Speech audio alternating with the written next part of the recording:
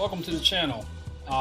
Today's video is going to be focused on how to become a real estate flipper. We're going to look at examples, look at the steps, what it takes to be a flipper, and the different financing options that you have available to you. So, what is a real estate flipper exactly? Well, real estate flipping involves purchasing properties with the intent of renovating and reselling them for a profit. So, what are the steps to becoming a real estate flipper? Well, first and foremost, you have to educate yourself. You have to learn as much as you can about the real estate market in your area or the area that you're looking to invest. You have to find out the renovation and construction costs, as well as any restrictions from a legal perspective, and also understand the financial aspects of flipping the property. Well, next, you have to create a plan. You have to develop what your business plan is. Just like any other business, flipping properties is a business of its own. That means outlining your goals, strategies, and budget for flipping properties. You need to understand what is your target. Are you flipping single-family homes, duplex? And if so, what is your price range? And depending on the area, you need to identify what price range you're looking at and what is your budget. How much can you afford to purchase and to take on a project? Next, just as important, you need to secure financing. You need to identify the source of financing for your flipping projects, whether that's going to be going to a bank to get a loan, or whether you're going to leverage a hard money lender, or going after private investors or partners that are going to invest, or using your own cash. You need to identify where you're going to get the money to finance these deals. Typically, hard money lenders will loan you up to 70% of the ARV value, meaning the after repairs value. So for example, if you're buying a property and after you fix it, it's worth $100,000, then the hard money lender will typically finance you up to 70% of that value, in this case $70,000. So make sure in this particular example, all in, including the purchase price and the renovation costs and closing costs, you want to keep it under 70% if you're trying to get a hard money lender to finance the entire thing. Now, if it goes over 70,000 or 70% in this case, then you'll need to come out of pocket to finance the remaining amount. And then the most important aspect of it all, finding the deals. You have to look for properties that you can that have the potential for flipping, right? Again, as discussed in other videos and as well as this one, this is the most critical part. This is the make or break. This is where everything is centered around.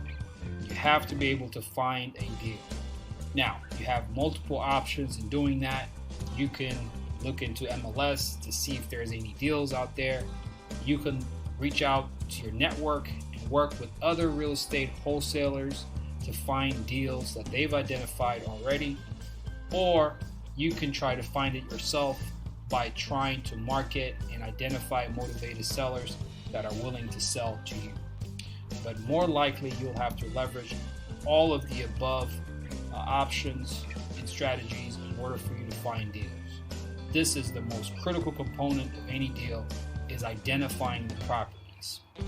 So in order to identify the properties, you have to network, whether that's networking with real estate agents, attending foreclosure auctions, scouring through the online listings and the internet and social media to find these deals that make sense, that are undervalued. And it's very important as part of this to learn how to assess a deal.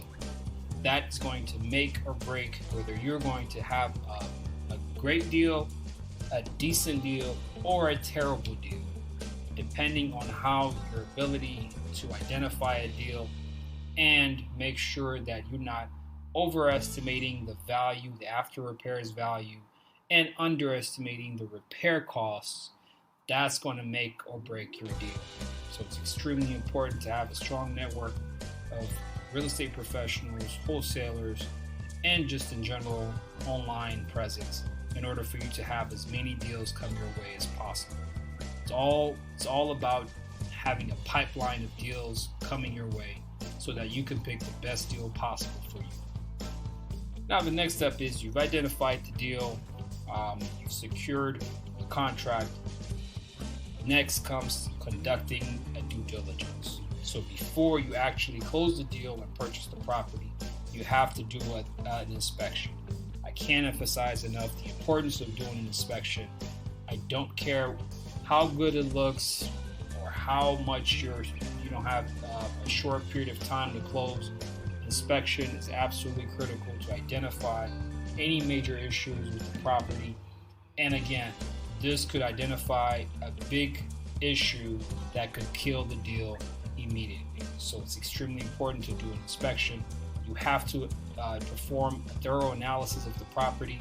This includes researching the local market, the condition of the property, and what the resale value would be. So it's very important to understand your market, very important to understand what the current value of the properties are going for so that you can determine whether you still have a good deal or not.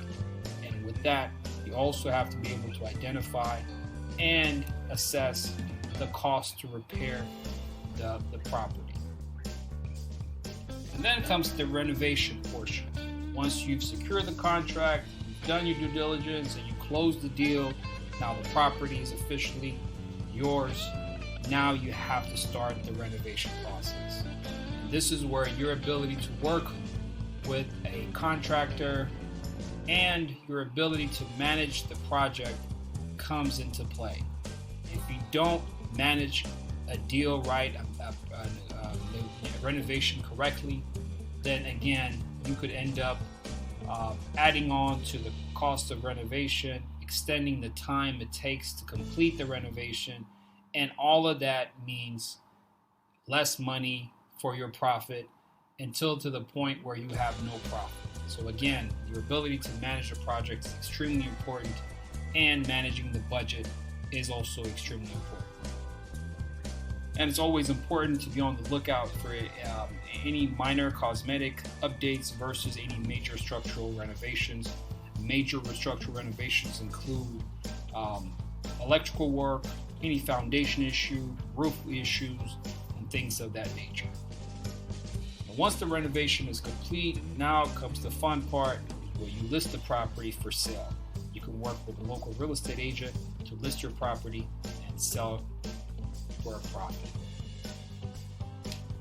And guys, it's very important to note that flipping real estate is not easy. It requires a significant amount of investment of time, money, and effort. So it's extremely important that you perform your due diligence at the beginning and during the deals before you take on a such project. With that, until the next video, guys, thanks again.